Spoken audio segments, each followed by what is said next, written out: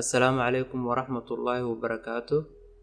Asxaabta maanta waxaan baranaynaa cashir ku saabsan qaabkii aad u qaadan lahayd abaalmarinta YouTube-ka markii aad gaartid 100,000.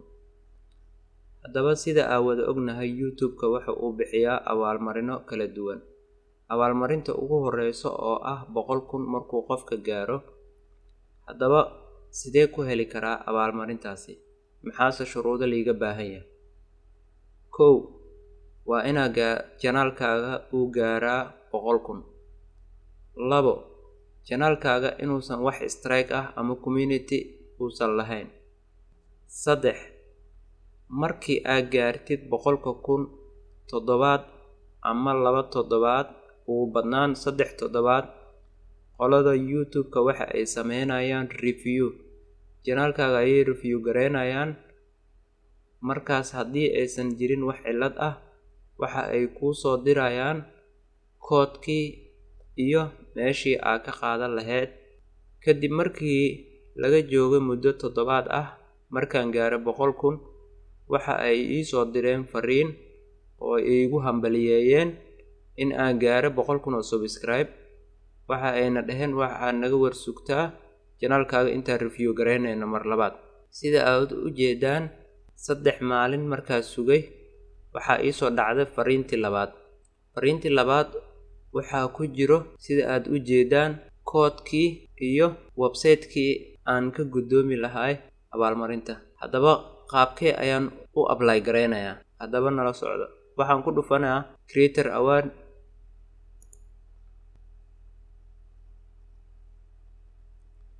Sida aad u jeedaan, meeshaan waxaa gelinaysaa koodkii ay kuu soo direen. Haddaba koodkii ayaa soo qaadanaa.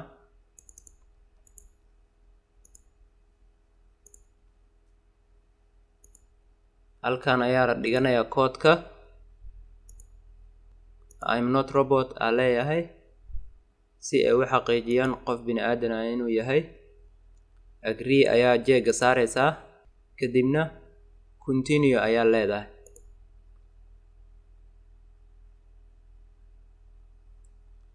Haddaba meeshaan aad u jeedaan magaca aad rabtid ayaa ku qoran kartaa. Ma ahan qasab magaca janaalkaaga kaliya inaad ku qoratid.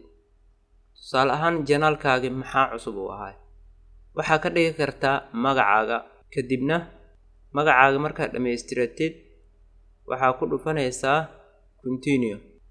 Sida aad u jeedaan, waxaa imaanay shipping address-ka.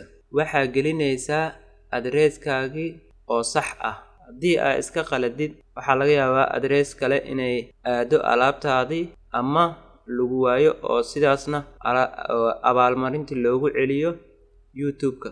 Haddaba haddii ay sidaas kugu dhacdo, YouTube-ka mas'uul kama ahan abaalmarintaada hadday dhunto ama aad qaadan weysid.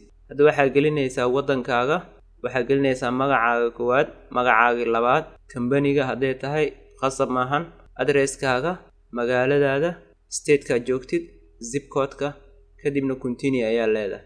Warbixinadan ayaan buuxinaa, waa isku soo laabanaynaa. Hadda waxaan dhammaystiray information-kii liiga baahnaay sida magaca, address-ka, magaalada, state-ka, zip code-ka iyo telephone number-kii. Hadda waxaan leeyahay continue. Hadda waxaa xaqiijinaysaa magacii aad u baahneed in lagugu soo sameeyo abaalmarinta, magacaaga oo address-ka ah.